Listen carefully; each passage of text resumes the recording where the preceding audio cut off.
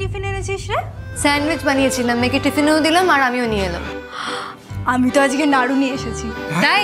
এই আমার দিবি কিন্তু। অবশ্যই দেবো, মা তো জানে তুই নাড়ু খেতে কত ভালোবাসিস, এই জন্য আজ একটু বেশি করেই পাঠিয়ে দিয়েছি। এবার কিন্তু খাবারটা খেয়ে নিতে হবে, হ্যাঁ? একটা বাইট নে চটাপট।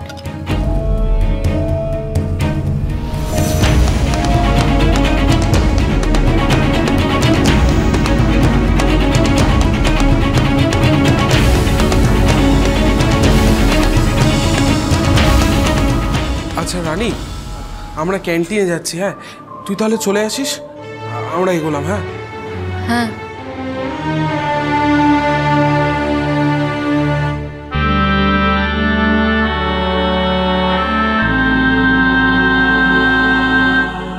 জয়, কাজের এক্সকিউজ দেখিয়ে না খেয়ে থাকলে কিন্তু চলবে না।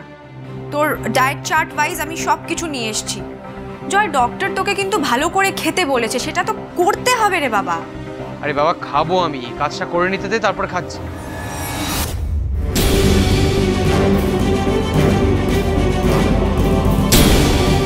আচ্ছা চিকেন স্টুটা তো অন্তত খাবি।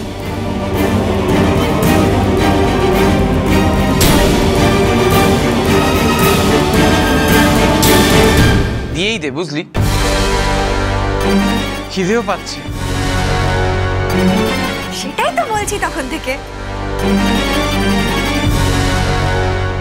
ওয়াও, দারুণ দেখতে লাগছে, দেখে মনে হচ্ছে দারুণ টেস্টি হবে। রিয়েলি? Thank you. আমি সবকিছু নিজের হাতে বানিয়েছি, তোর ফেভারিট সব। আচ্ছা একটা কাজ কর তো, আমাকে খাইয়ে দে।